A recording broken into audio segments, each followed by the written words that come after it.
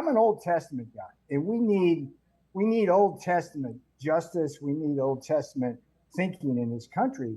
And the whole point of I went to prison so you won't have to, what does the title mean? It means that it's a wake-up call. It's they're coming after you. If they can get me, if they can get Bannon, put us in prison, if they can try to put Donald Trump in prison, they're coming after you. And what I'm dedicating now is to make sure everybody who was part of the lawfare weaponized justice against me and Bannon and Trump and everybody I serve with, Will, got to hold them accountable. So as the boss says, let's see what happens. But it's a fun book, Steve. It's part Stephen King.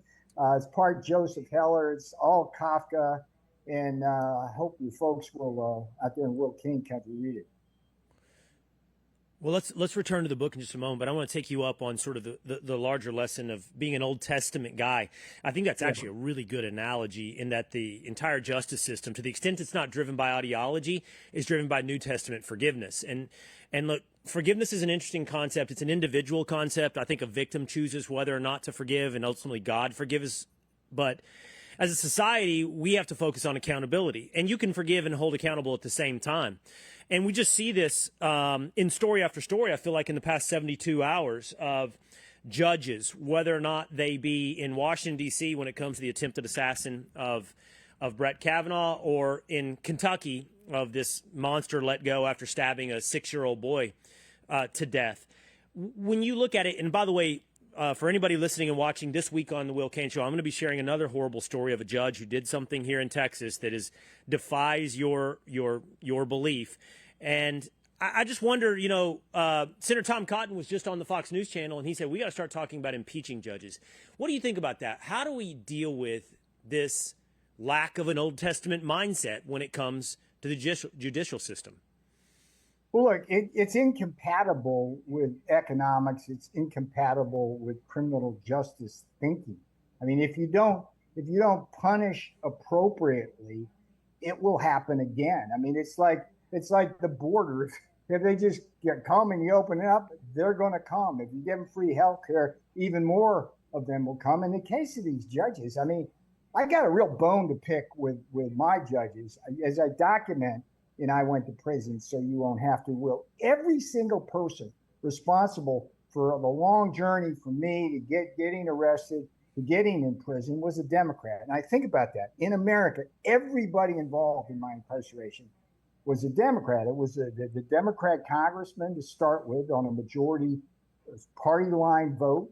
And then it goes over to the Justice Department, such as it is, and you got Merrick Garland at the top, Matt Graves, and then even the attorneys. And then I get to a jury in D.C. That was a joke. 12 Democrats, you're not going to get a fair trial there. But the judges, see, Will, this is insane.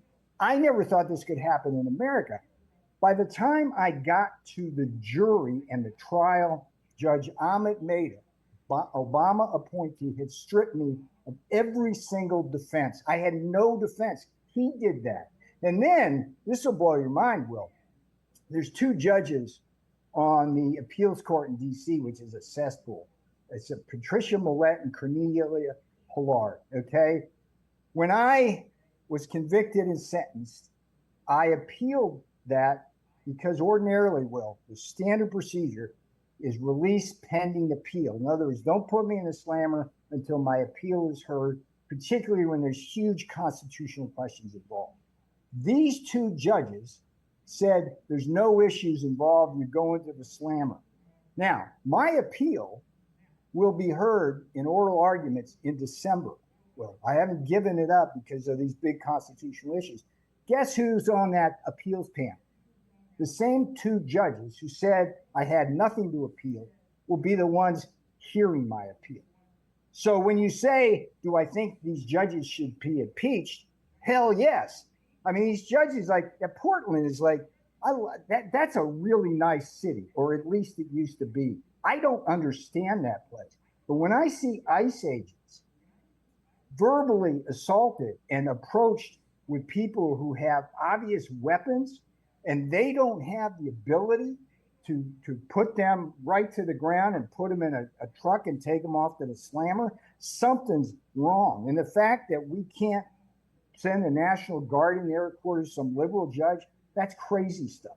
And so, no, I mean, these judges need to be held accountable. And we need to get back to an Old Testament world, Will, because it just doesn't work. I mean, people are going to die. People are going to get raped. People are going to get robbed. And the judges, and they don't have to worry about it. They don't have to worry about it unless you're a Supreme Court judge like Brett Kavanaugh, and then the guy comes to kill you and wipe out your family. It's like, 8 years in prison. I mean, I was serving with people.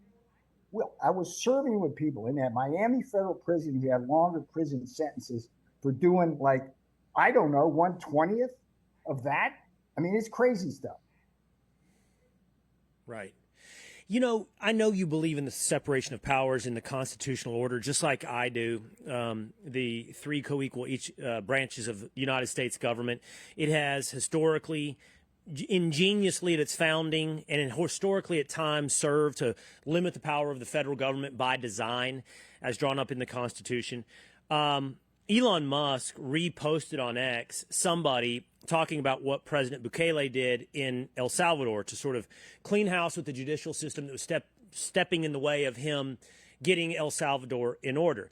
That has left many on the left talking about the real constitutional crisis in America, that to the extent that Elon is in the administration, we know that Elon is not, but his influence, his power, that it is fulfilling the fever dreams that President Trump is forcing a constitutional crisis. You and I can acknowledge the problem we have, both in your personal situation, in these anecdotal cases across the country, and now as well stepping in the way of National Guard helping ICE agents protect their own security in the city of Portland. But the real question beyond impeachment, Peter, is what can you do about it? What can you do about it and avoid the constitutional crisis?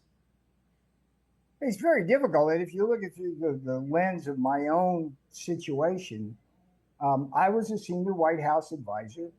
I was subpoenaed by Congress, according to the doctrine of executive privilege set forth by George Washington himself and enforced for the last 50 years by the Department of Justice. It was my duty not to honor that subpoena because of the separation of powers between the legislative and executive branches. As George Washington said back during the Jay Treaty when he started this, it's like, I have no more power to command you to come to the White House than you, Congress, have to command me to come there, right?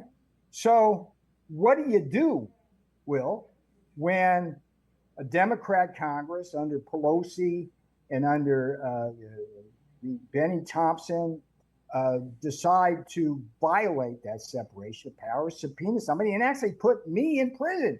What do? Well, the only thing I could do is go to prison, write a book, come out, fight the appeal. But I still got these liberal judges who just ignore the law and push their partisan agenda.